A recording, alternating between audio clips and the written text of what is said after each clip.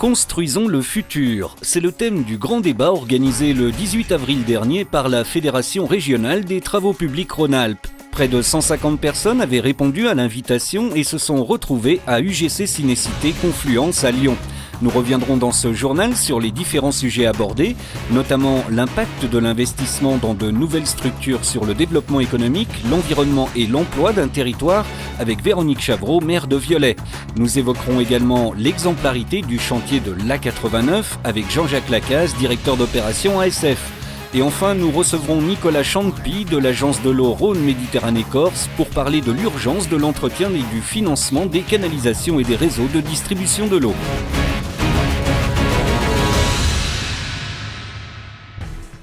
Les décisions et les arbitrages actuels en termes d'investissement dans les infrastructures auront un impact sur la compétitivité des territoires pour les prochaines décennies et bien évidemment sur l'emploi. L'autoroute A89, dont la section Balbigny-La Tour de Salvigny a été inaugurée en janvier dernier, en est un bel exemple, comme en témoigne Véronique Chavreau, maire de la commune de Viollet. L'A89 est un formidable outil de développement économique.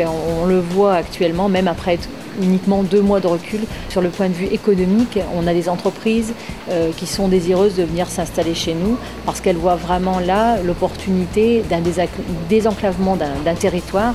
Et puis aussi, il ne faut pas oublier que Balbigny est une position centrale au niveau de la France et avec le doublement de la 2x2 voies Balbigny-Roanne, ensuite direction Paris, on aura un T extrêmement intéressant entre la transversale Bordeaux-Genève et Paris-Saint-Étienne. On va se retrouver vraiment à un carrefour extrêmement intéressant et c'est là, avec les zones d'activité d'intérêt national, ce qu'on appelle les ZAIN, qu'on va pouvoir développer des territoires pour installer des entreprises qui seront au plus près des infrastructures, notamment au niveau bien sûr du transport et de marchandises. L'impact sur la qualité de vie des citoyens n'est pas à négliger. Pour Véronique Chavreau, les atouts environnementaux de la commune de Viollet jouent d'ores et déjà un rôle dans le choix de vie des futurs habitants de sa commune. Aujourd'hui, on a une réelle demande de personnes pour venir soit habiter en maison individuelle, soit en appartement et vivre bien aux portes de la ville. Alors cette autoroute A89 qui a fait couler beaucoup d'encre n'en reste pas moins une réussite en termes d'infrastructure et d'environnement. Alors en quoi cette opération est-elle un exemple de succès? Quels sont les éléments qui ont favorisé l'émergence et l'acceptation du projet? Réponse avec le directeur des opérations ASF, Jean-Jacques Lacaze.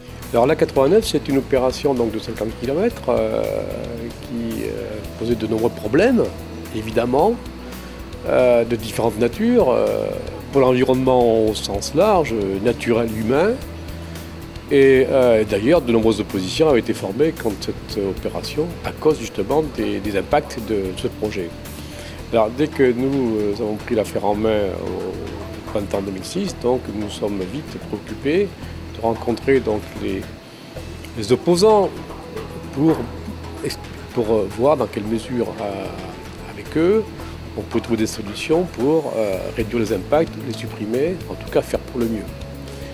Et donc à ce titre-là, nous avons rencontré très vite le monde associatif de protection de la nature, le monde agricole, les riverains aussi, l'association de riverains. Et donc nous avons pu, donc, à travers un dialogue permanent, constant et confiant dans leur aspect, donc, mieux prendre en compte leurs préoccupations, leurs craintes, pour arriver à ce que le projet se déroule, soit le mieux conçu possible et qu'il se déroule de manière harmonieuse et pour arriver donc, à l'objectif de livrer l'autoroute dans les temps.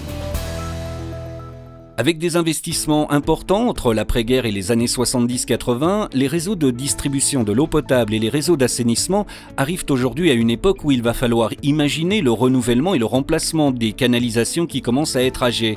On constate aujourd'hui d'importantes pertes de rendement sur ces réseaux, avec un impact économique pour les collectivités qui engagent des dépenses pour le traitement et le pompage de ces fuites sur les canalisations, et puis bien évidemment un impact environnemental puisqu'on prélève plus d'eau pour compenser ce qui se perd perd dans les tuyaux. D'où l'urgence de réfléchir à l'enjeu et au financement de ces renouvellements. L'Agence de l'eau, qui participe au financement de ces travaux, mais aussi et surtout à l'analyse et à l'étude de diagnostic avant d'engager des investissements, insiste sur les conséquences à ne pas engager rapidement une réflexion sur ce sujet avec les collectivités. La première conséquence, c'est une dégradation des services. C'est-à-dire effectivement la multiplication des fuites, des cassures de canalisation au niveau des réseaux d'eau potable conduit à devoir intervenir en urgence. Quand on intervient en urgence, on est moins préparé, ça peut coûter plus cher. Et puis après, si on se laisse se dégrader globalement un réseau d'assainissement, on est dans une fuite perpétuelle. C'est un peu à la fois d'eau, mais aussi pour réaliser les travaux. C'est-à-dire qu'on commence à intervenir là où il y a une grosse fuite, et puis ça fait péter la canalisation un peu plus bas parce qu'elle est vraiment très usagée. Et donc finalement, on court et on n'arrive pas à avoir une amélioration de ce rendement. Donc il vaut mieux anticiper, mais anticiper intelligemment. C'est-à-dire faire en sorte de ne pas avoir une application mécanique des durées de vie des canalisations, disant je remplace tel secteur et autres, mais bien faire un diagnostic préalable de dire tel et tel secteur est plus fragile parce qu'il a été plus sollicité, ou le matériau qui a été posé à l'époque a une durée de vie moins importante. Et à ce moment-là, c'est bien cibler les investissements qu'on doit faire pour investir intelligemment.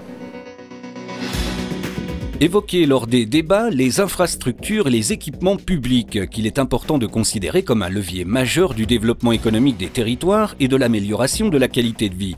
Il faut savoir que d'après une enquête BVA, les habitants de la région Rhône-Alpes pensent qu'il est essentiel d'avoir des équipements publics de qualité et bien entretenus et souhaitent, malgré cette période de crise, que l'on investisse pour les développer et les entretenir. Au vu de ce constat, il est important de réfléchir aux capacités d'investissement des collectivités territoriales, notamment à une notion de mieux investir plutôt qu'investir moins, qui passe par une optimisation en amont et en aval des retombées économiques et sociales des infrastructures publiques. Ce débat avait donc aussi pour but de présenter un panorama des outils de financement existants et à venir et de réfléchir aux possibilités d'accroître les capacités d'investissement des collectivités territoriales grâce notamment à la co-construction, un sujet sur lequel nous aurons l'occasion de revenir dans une prochaine édition de ce journal.